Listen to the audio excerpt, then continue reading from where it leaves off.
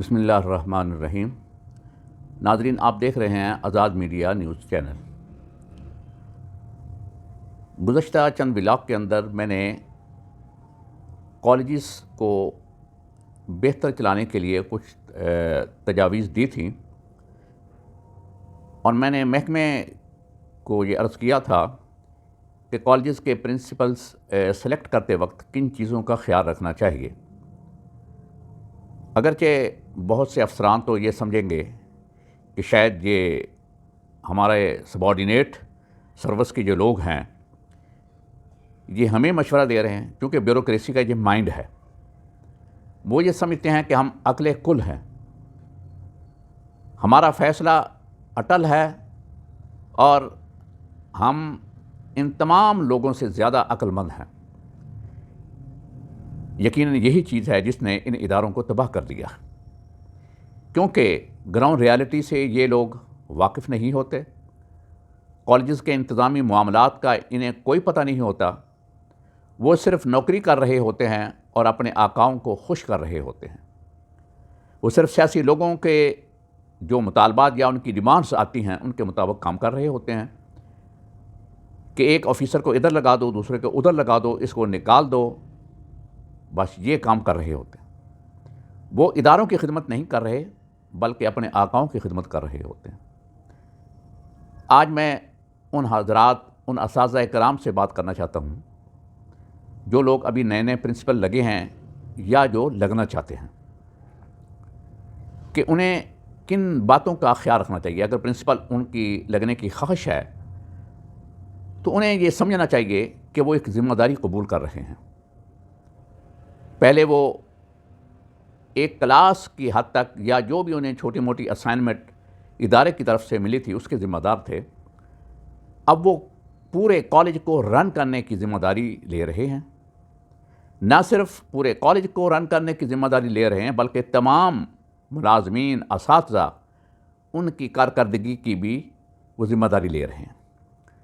کیونکہ اگر کسی لیول پر بھی کوئی بھی کمی بیشی ہوتی ہے اس کا جواب پرنسپل نے دینا ہوتا ہے۔ یہ بات الگ ہے کہ پرنسپل دوسرے کی ذمہ داری تو نہیں اٹھا سکتا، وہ یقیناً یہ کہے گا کہ یہ فلاں کی ذمہ داری تھی، لیکن بعض اوقات پرنسپل اتنے بے خبر ہوتے ہیں کہ انہیں اپنے ماتحتوں کا پتہ ہی نہیں ہوتا کہ وہ کیا کر رہے ہیں، ادارے میں کیا کام ہو رہا ہے، یا اگر انہیں خبر ہے تو وہ بالکل خاموش رہتے ہیں، یا یہ سمجھ لیں، ہم پنجابی میں کہتے ہیں میسرے بن جاتے ہیں۔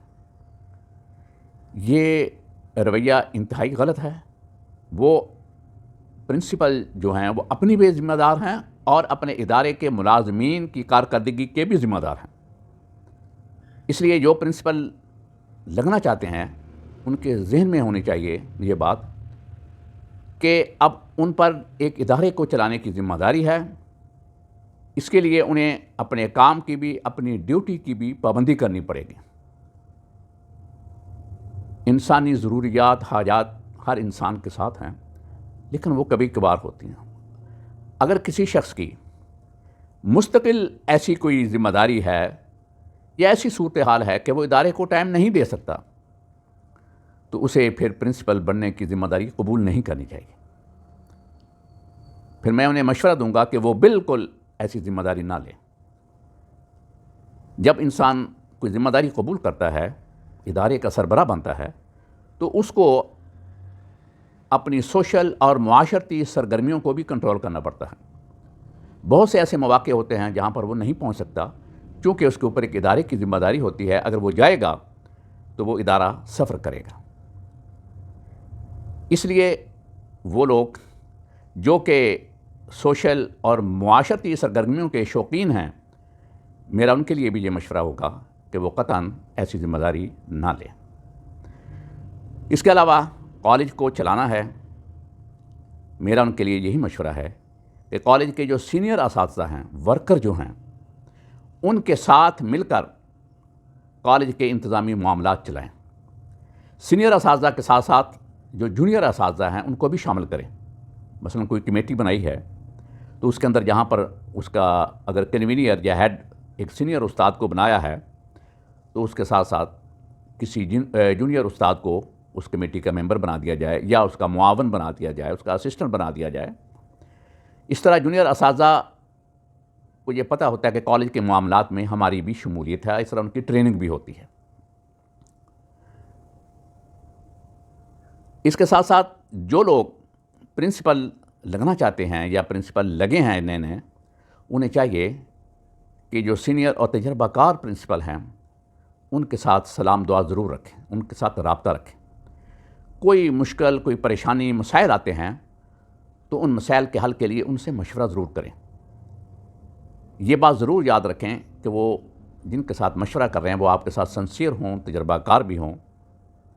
اور پھر یہ ضروری نہیں ہے کہ ایک آدھے سے مشورہ کیا جائے، بلکہ 1 2 3 لوگوں سے جو کہ سینئر اساتذہ یا سینئر پرنسپل ہیں وہ آپ کو بہتر مشورہ دیں گے۔ پھر ان کو انالیسس کر لیں آپ کہ یہ مجھے فلاں نے یہ مشورہ دیا تھا، فلاں نے یہ مشورہ دیا تھا، تو کون سی بات ان حالات میں بہتر ہے۔ ہوتا ہے بعض اوقات انسان مشورہ دیتا ہے لیکن اسے حالات کا ادراک نہیں ہوتا، وہاں پر جو گراؤنڈ ریالٹی ہوتی ہے اس کا پتہ نہیں ہوتا، اس لیے وہ اپنے خیال کے مطابق مشورہ دے دیتا ہے۔ ہو سکتا ہے وہ مشورہ قابل عمل نہ ہو، اس لیے کاؤنٹر طور پر 1 2 لوگوں سے مشورہ کر لینا چاہیے۔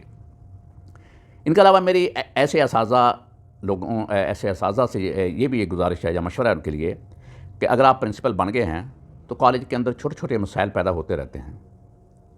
کسی نے بات آپ کی نہیں مانی، کوئی لڑائی جھگڑا چھوٹا موٹا آپس میں ہو گیا، کوئی اور چھوٹا موٹا مسئلہ ہے، ان چھوٹے موٹے مسائل کو لے کر آپ ادھر ادھر نہ بھاگیں۔